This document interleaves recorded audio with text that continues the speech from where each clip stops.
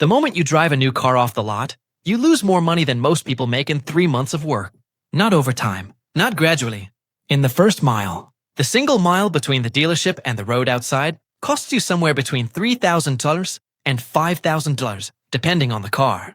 And the person who sold it to you knew that number before you walked in the door and never once mentioned it. Here's what makes this genuinely uncomfortable. The people who buy new cars aren't financially illiterate. They're not impulsive. They're not reckless. Most of them researched the car for weeks. They compared models, read reviews, calculated monthly payments, convinced themselves they were making a smart, considered decision. And then they handed over a down payment on an asset that was already worth less than they paid for it before they got home. This isn't about cars. It's about what happens to your brain inside a dealership, and why that environment was specifically engineered to make one of the worst financial decisions you can make feel like the most natural thing in the world. By the end of this, you'll understand not just what new cars actually cost, the full number, not the monthly payment number, but exactly why your brain is wired to keep making this choice. Every single time, even when you know better going in. Meet Jordan and Marcus, both 29, both living in Atlanta, Georgia. Both just landed new jobs with a salary bump to $72,000 a year, and both need to replace their aging car at exactly the same time. Same city, same income, same need. They even go car shopping on the same Saturday. Jordan walks into a dealership and test drives a brand new 2024 sedan, $35,000 sticker price. The salesperson runs the numbers. With a $5,000 down payment and financing at 7.5% over 60 months, his monthly payment comes to $598. That's $598 a month for 5 years for a car that smells incredible, has every feature he's ever wanted, and makes him feel, in a way he doesn't fully say out loud, like someone who's finally made it. He signs the paperwork. Marcus spends the same Saturday looking at certified pre-owned vehicles. He finds a 2-year-old version of almost the exact same car. Same model, 24,000 miles, every feature intact for $21,000. He puts $3,000 down, finances $18,000 at 6.5% over 48 months, and his monthly payment comes to $428. He also takes the $2,000 difference from his down payment and the $170 monthly difference in payments and automatically invests both into an index fund every single month. He drives home in a car that feels, from the outside, almost identical to Jordan's. Jordan would never admit this bothers him. It does a little. On day one, Jordan looks like the winner. His car is brand new. His car smells like nobody else has ever sat in it. His coworkers notice. His family notices. His brain files all of this as confirmation that he made the right call. Here's the mechanism your brain used to get Jordan to that signature. Psychologists call it the new product premium effect. Your brain assigns disproportionate value to the sensation of being the first owner of something, completely independent of whether that status has any financial value attached to it. The new car smell isn't marketing. It's a neurological trigger that activates ownership pride before your prefrontal cortex has had a chance to run a single number. Jordan didn't make a financial decision. His brain made an emotional decision and then handed him a Penbot. Jordan's car is now worth $26,500. It lost to $8,500 in value the moment he drove it off the lot and through the first year of ownership. Not because anything went wrong with it, because that's what new cars do. They carry a newness premium in their price that evaporates the moment the car becomes used, which happens at exactly the moment you take possession of it. Marcus's car has lost approximately $1,200 in value over the same period. He bought a car that had already absorbed its depreciation cliff, which means the person who owned it before him essentially paid $12,000 to $14,000 just to be the first person to sit in it. Here's the number that should stop you. Jordan paid $14,000 more than Marcus for a car that, 1 year later, is worth $5,500 more than Marcus's. He spent $14,000 to gain $5,500 in comparative value. The gap between what Jordan paid extra and what he got for it. That difference is already gone. Permanently. And the car payments are still going to run for 4 more years. By year 2, Jordan's car has now lost approximately $12,000 from its original purchase price. It's worth roughly $23,000. He still owes about $26,400 on his loan. That means Jordan is underwater. He owes more than the car is worth by approximately $3,400. If anything happened to his job right now, if he needed to sell the car to free up cash, He'd have to come up with $3,400 out of pocket just to break even on an asset he's been paying for faithfully for 2 full years. This is called negative equity, and it's the financial position most new car buyers spend the first 3 years of ownership in without ever realizing it. The monthly payment felt manageable. The total picture is something dealerships never put on a single page for you to look at all at once. Marcus at year 2 is in a completely different position. His car is worth approximately $17,500.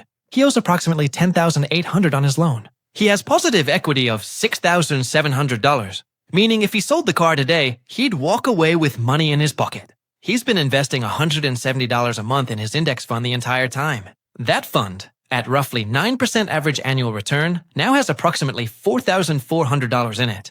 His total financial position from the car decision alone, positive equity plus invested difference, is approximately $11,100, ahead of where he started. Jordan's total financial position from the same decision, negative $3,400 in equity, 0 invested, and 36 more monthly payments of $598 still to come. The gap at year 2 isn't $3,400. It's closer to $14,500 when you include what Marcus has building in the background. Psychologists call this the sunk cost blindness effect.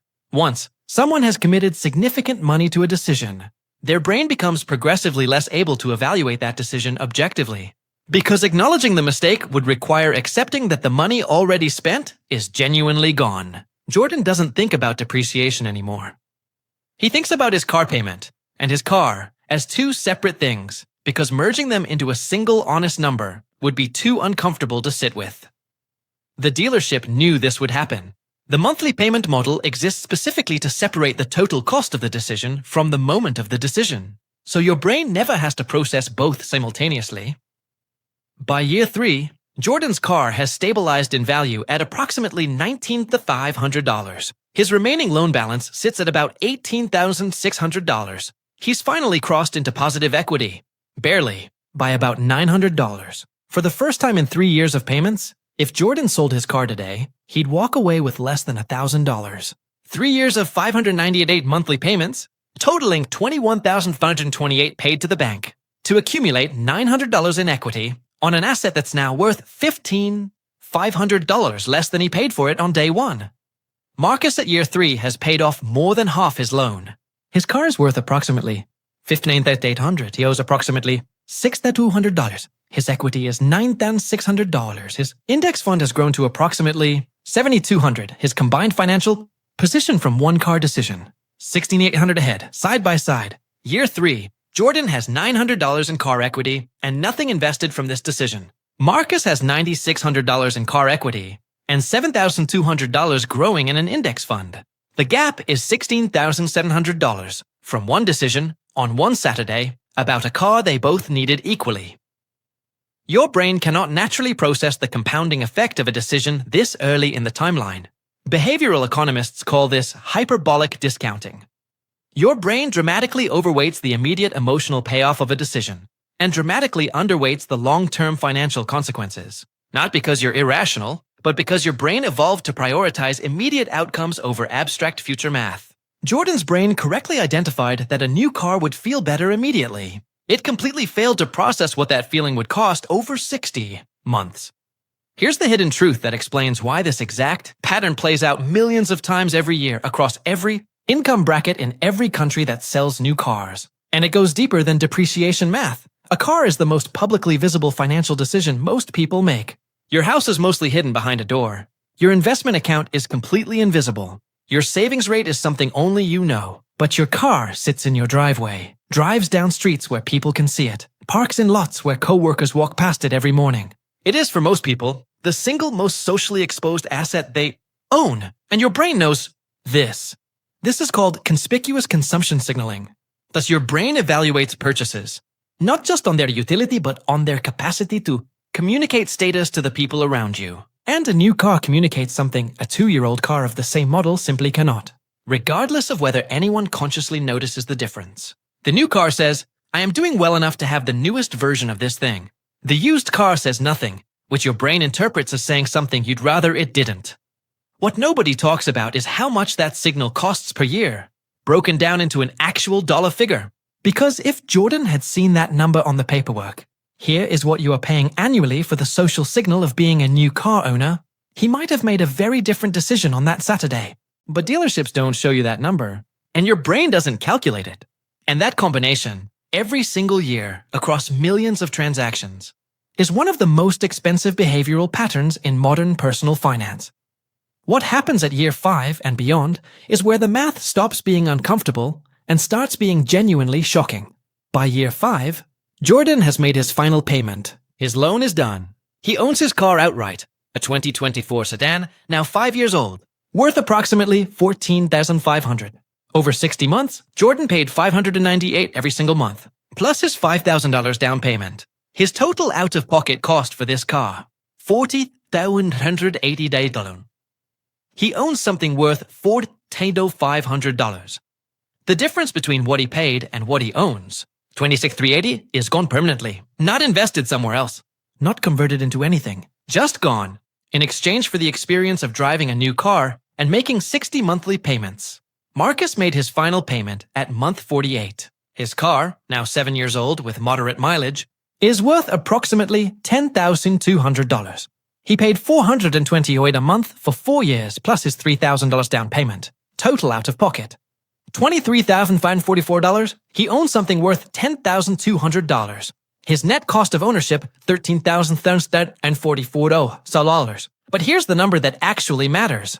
Marcus has been investing $170 every single month for 5 full years into an index fund averaging 9% annually. That fund is now worth approximately $12,800. His real net cost of transportation over 5 years, after subtracting what his invested difference has grown to, approximately $544. 5 years of reliable transportation for $544 in real net cost. Once you account for what the financial difference between the two, decisions compounded into Jordan's 5-year net cost of transportation, $26,380.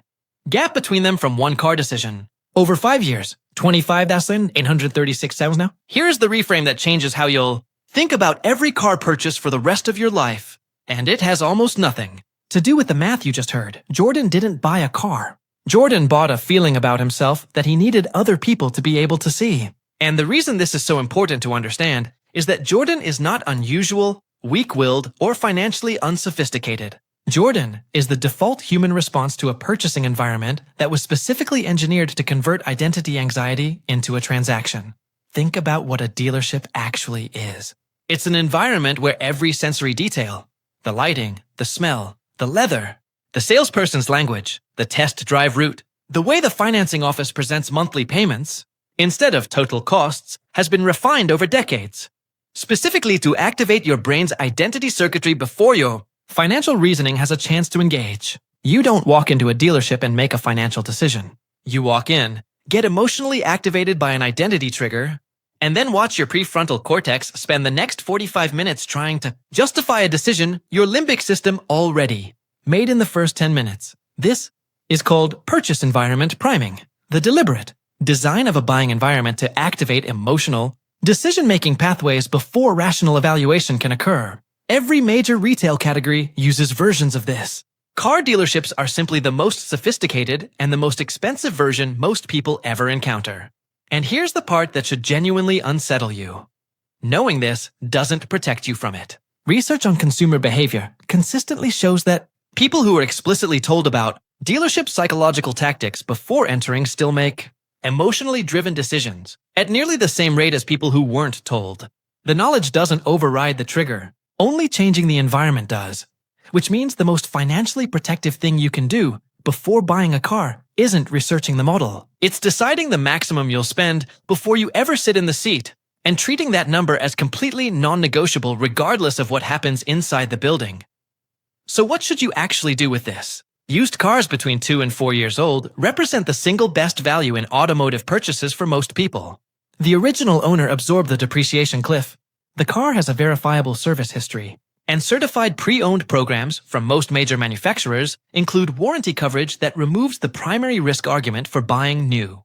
The financial case for this age range is not subtle. It's the difference between Jordan's $26,380 net cost, and Marcus's $544 net cost over 5 years. New cars do make financial sense in two specific situations. If you're buying a vehicle you plan to keep for 12 or more years, the depreciation curve flattens enough that the new car premium becomes genuinely minor on a per-year basis. And if reliability is a safety or livelihood issue, if your work depends on the car functioning without question, the peace of mind of a full factory warranty has real monetary value that the math alone doesn't fully capture. Outside those two situations, the numbers consistently favor used every time, regardless of what the monthly payment feels like in the moment. If nobody ever broke down the actual cost of a car purchase this way for you, total cost, not monthly payment, not sticker price, but real net cost, including depreciation and invested alternative, that's exactly the kind of math this channel exists to run. Drop in the comments, Jordan or Marcus, and be honest about which one you've actually been. Because most people commenting right now have a Jordan story they haven't fully calculated yet. Every new car you've ever bought came with a hidden invoice the dealership never showed you.